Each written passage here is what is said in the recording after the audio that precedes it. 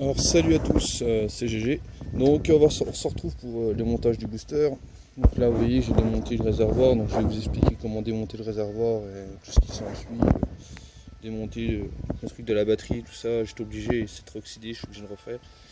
De refaire le cadre, sachant qu'il faut que je refasse le cadre, tout est un peu tordu partout, les pattes là sont même tordues, donc faut que je les refasse. Donc je vous explique le démontage du réservoir. Et pareil, le réservoir, je sais même pas s'il est pas percé, il faudra peut-être que je retrouve un autre. Je sais pas pourquoi j'avais mis de la pâte à joint, je m'en rappelle plus. Je m'en rappelle plus du tout. Donc comme vous voyez, il y a deux. En fait, vous avez juste deux écrous à dévisser en bas de 10. Mais avant, il faut démonter le cache plastique qui est là, qui se retrouve là en dessous. Vous voyez, la vis, le boulon, l'écrou là. Le cache plastique, le trou du plastique est là.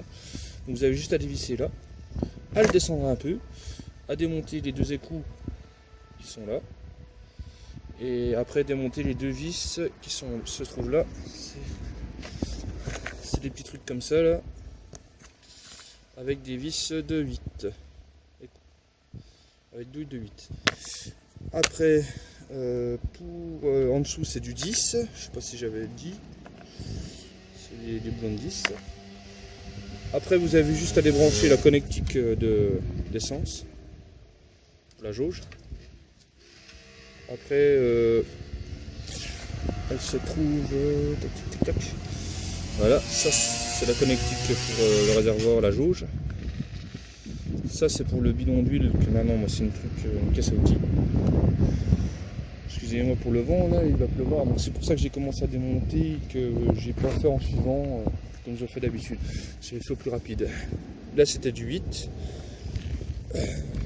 Là c'est deux boulons de pareil de 10. La batterie elle est morte. Par le vent.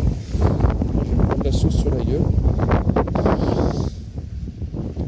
J'espère que ça fera pas trop de bruit dans la vidéo.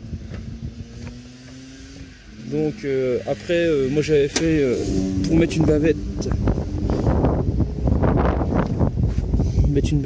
J'avais mis deux tiges filetées. Normalement c'est pareil, c'est du 10.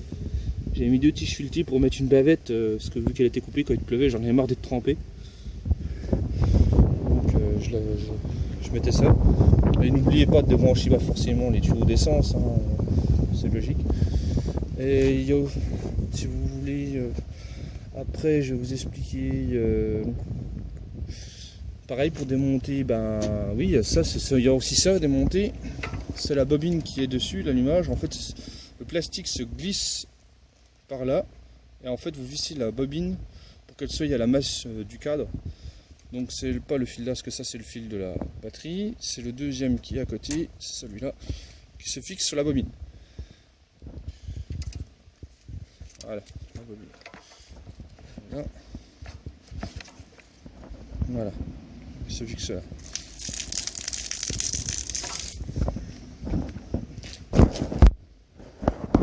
Donc il ne me restera plus qu'à démonter les deux vis de la serrure de la selle. Parce que c'est une ancienne génération, je rappelle, hein, le booster, hein, c'est pas une nouvelle. Donc c'est pas Oneman. Et il me reste, ça je l'avais coupé parce que autrement on ne pouvait pas l'enlever. Hein. Si vous ne le coupez pas, il me semble que ça passe pas, je crois, ça passe pas si on ne le coupe pas, parce que je l'avais déjà démonté une fois. Donc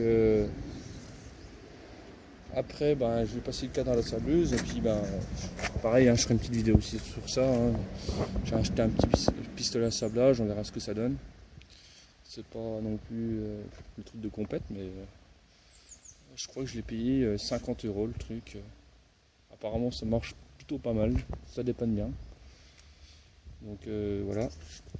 Après ben, le réservoir, ce qu'il y avait d'autre, je pense que je vais le repeindre. Pareil, je vais peut-être le passer à sableuse pour voir où c'est qu'il y a une fuite, parce que je sais pas du tout où c'est que ça fuit. Enfin, si ça fuit. Parce que si j'ai mis de la pâte à joint, ça ne doit pas être pour rien. Donc là, je vais vous laisser. Ma foi, j'ai rien d'autre à montrer. Hein. Je demande que ça. Vu le temps, il fait tellement mauvais ici que on peut rien faire. Au bout de 5 minutes, il pleut, quoi.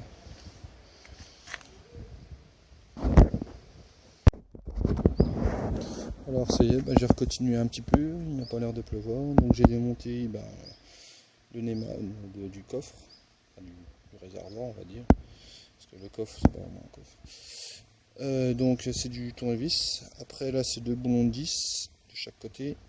Après le feu, je l'ai laissé brancher parce que pour les clignotants, pas confondre droite et gauche, parce que j'ai un copain central de clignotant, donc j'ai pas m'amusé à redémonter pour remettre les fils dans les bons côtés. Après, milieu c'est simple, c'est juste pour les clignotants. Après je fasse un repère avant de débrancher. Sinon la vidéo touche à son terme, hein. Je vais chercher sûrement du sable demain, essayer de vous faire une vidéo, quand il fera moins mauvais, parce que là vous voyez c'est noir de chez noir. Donc quand il fera moins mauvais, je vais sortir le compresseur, sabler tout ça.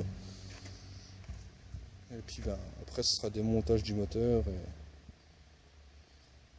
et remise à neuf, c'est un grand mot.